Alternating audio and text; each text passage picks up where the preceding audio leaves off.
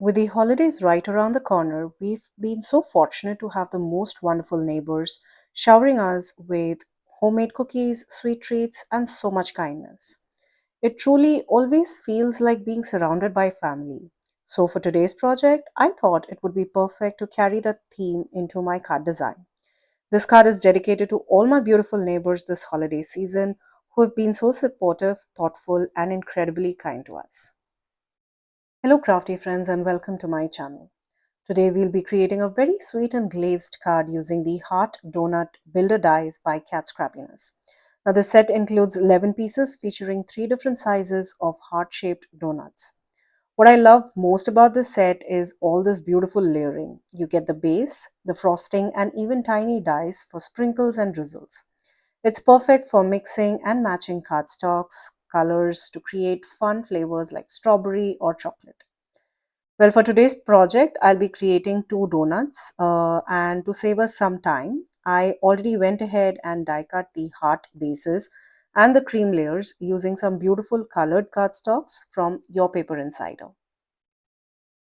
You could absolutely die cut all of those layers using white cardstock and then add some beautiful ink blending to bring everything to life.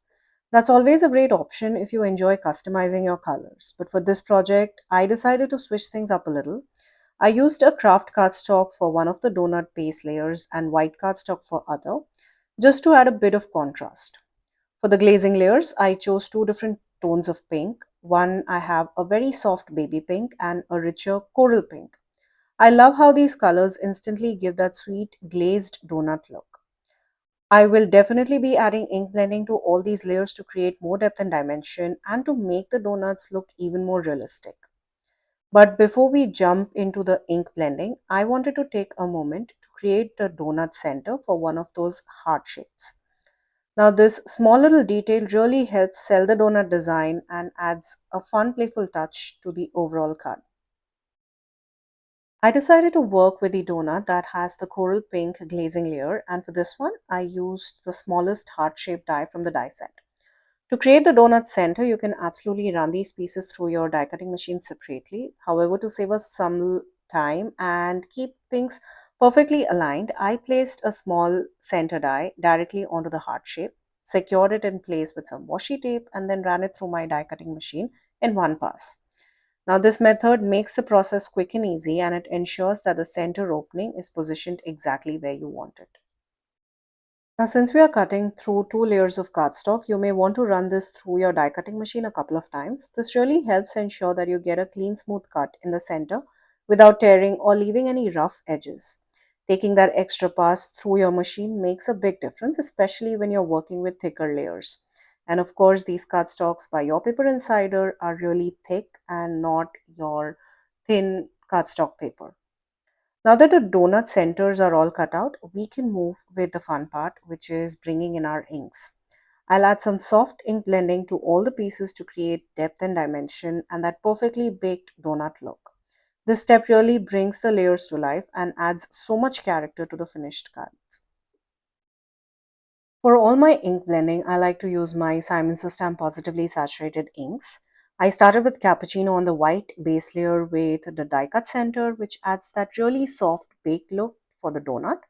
And for the craft cardstock, I went with the darker brown ink, which is mocha, to deepen the edges and give it that richer, more realistic finish. For the pink layers, I decided to keep things simple and stick with just one color, that is cherry. Now, this ink gives a deep, rich pink, almost leaning towards red, and it works beautifully on both the pink die cut layers, be it this baby pink layer or that rich coral pink layer.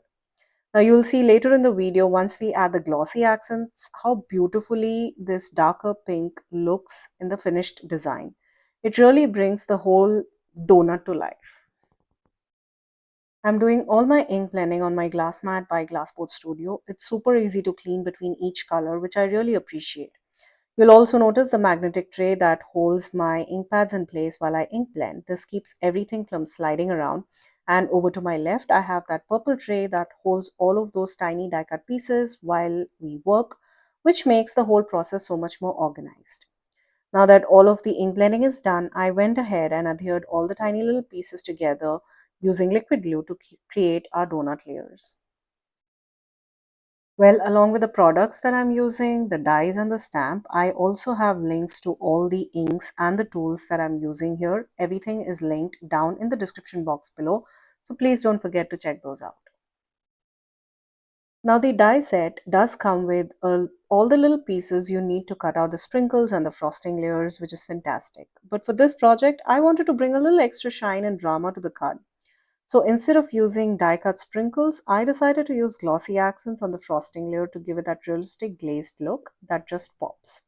And to really make the donuts festive and fun, we'll be adding a bunch of sprinkle mix by Cat Scrappiness. Now, if you haven't checked out the Cat Scrappiness website yet, you're in for a treat.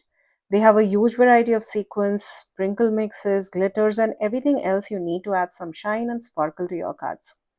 For today's project, I pulled out some of my Valentine's favorites to perfectly complement the pink tones of our donuts. Now, if you love adding texture and dimension to your card, this is such a fun trick.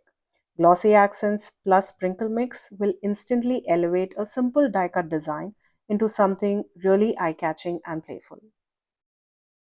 From all the beautiful sequin mixes I have, I went ahead and selected 5 of my favorites for this project.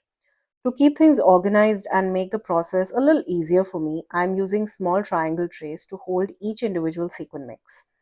I also have one small purple tray from Glassboard Studio, which is perfect for keeping some of those tiny little pieces in place while I work. Now, this setup is really helpful because as soon as I finish applying the glossy accents to all the glaze layers, I want to have the sequins right at hand. That way, I can sprinkle them onto the wet glossy accents immediately, which helps them stick perfectly and makes it a lot less messier.